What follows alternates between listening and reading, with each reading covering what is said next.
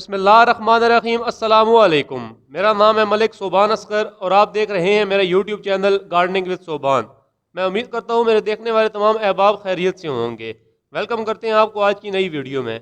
आज का हमारा टॉपिक है कि कंपोस्ट गोबर की खाद को तैयार कैसे किया जाता है, गोबर की खाद को कब इस्तेमाल किया जाता है, गोबर की खाद कब इस्तेमाल के काबिल होती है। तो सबसे पहले ये हमारे पास जो खाद है जो मैं डाल रहा हूँ अपनी क्यारियों में, ये कोई तैयारशुदा खाद नहीं है, ये सिर्फ गोबर है। लेकिन इसकी क्वालिटी ये है कि ये बिल्कुल खुश्क हो चुका है, ये पुराना गोबर है, कम से कम 3-4 महीने पुराना। तो आपने जब भी गोबर की खाद तैयार करनी है तो वो 3 किस्म की खाद हो सकती है। गोबर की खाद कभी भी ऐसे डायरेक्ट नहीं डालनी, मतलब आज का कल का या 2 दिन पहले या 4 दिन पहले का गोबर कभी भी डायरेक्ट नहीं डालना। वो आपके पौधों को जला के रख देगा, आपकी ज़मीन को तबाह करके रख देगा। वो बिल्कुल जहर होती है, वो खाद नहीं होती। खाद बनाने का सबसे पहला तरीका गोबर का कि आप किसी भी पुराने ढेर पर चले जाएं जहाँ पर गोबर का बहुत ज़रा स्टॉक मौजूद हो। कोई बहुत बड़ा डेयरी फार्म हो, किसी ने घर में बहुत ज़रा मवेशी रखे हुए हों और बहुत अरसे से गोबर उठाया ना हो, वहाँ पर जो सबसे भुरभुरा गोबर जो बिल्कुल बारीक हो चुका है, जिसके अंदर से बदबू नहीं आ रही, वो गोबर आपके इस्तेमाल के काबिल है। सबसे पहले वो चीज़ है कि अगर आपने जल्दी में डालना है, आपके पास खाद बनाने के लिए टाइम नहीं है, तो सबसे कीमती चीज़ आपके लिए वो है जो ये आपके सामने मैं क्यारियों में डाल रहा हूँ।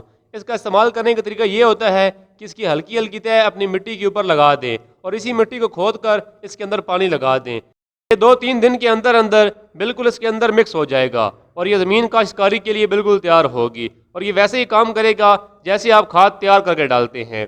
इसका दूसरा तरीका ये है कि आप किसी भी अपनी ज़मीन में एक गड्ढा बनाएं, कम से कम 2 से 3 फुट गहरा गड्ढा।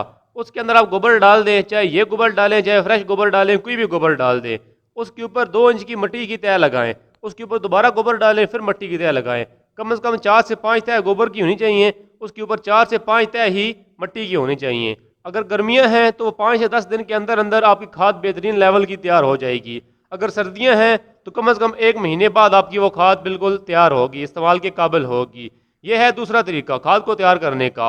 वो इससे भी बेहतरीन है, लेकिन उसके लिए सब्र करना पड़ता है, उसके लिए थोड़ा टाइम देना पड़ता है। लेकिन अगर आपके पास टाइम नहीं है, मेरी तरह आप जल्दी में हैं और आप इस्तेमाल करना चाहते हैं, तो आप ये वाली भुरभुरी खाद, ये वाला भुरभुरा गोबर जिसके अंदर से बू ना आ रही हो, जो बिल्कुल खुश्क हो चुका हो, खुश्क होकर भुर चुका हो, ये वाला आप अपने खेतों में, अपनी क्यारियों में इस्तेमाल कर सकते हैं।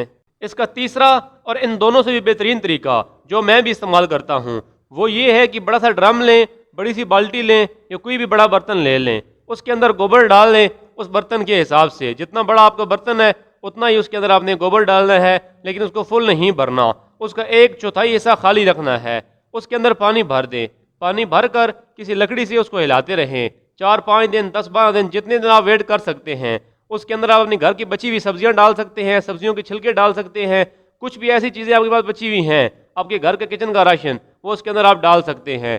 खुश्क पत्तियाँ उसके अंदर डाल सकते हैं, हरा घास उसके अंदर डाल सकते हैं। इन्हीं सब्जियों का वेस्टेज जो होता है वो भी उसके अंदर आप डाल सकते हैं। वो 15 से 20 दिन के बाद एक ऐसा पानी, एक ऐसा फर्टिलाइजर तैयार हो जाएगा कि आप जहाँ भी डालेंगे तो जो बीज 10 दिन में निकलना है वो बीज इंशाल्लाह 5 दिन में निकलेगा।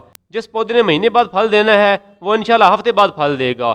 ऐसी बेहतरीन खाद तैयार होगी, वो उस खाद का मुकाबला दुनिया की कोई खाद नहीं कर सकती। तो ये 3 तरीके हैं गोबर की खाद को इस्तेमाल करने के लिए और तीनों बेहतर हैं। जो आपको मुनासिब लगे, जो आपको बेहतर लगे, वो आप इस्तेमाल कर सकते हैं। इंशाल्लाह रिजल्ट आपको अच्छा मिलेगा। लेकिन कभी भी फ्रेश गोबर अपने खेत में बिल्कुल नहीं डालना। मैं उम्मीद करता हूँ ये मेरी वीडियो आपको पसंद आई होगी और इससे आपको बहुत कुछ सीखने को मिला होगा। ऐसी वीडियोस के लिए हमारे साथ जुड़े रहें, हमारे चैनल को सब्सक्राइब कर लें और बेल आइकन को लाजमी दबा लें ताकि जब भी हमारी नई वीडियो अपलोड हो आप तक पहुँच सके। अपना बहुत सारा ख्याल रखिएगा। मिलते हैं अगली वीडियो में, तब तक के लिए अल्लाह हाफिज़।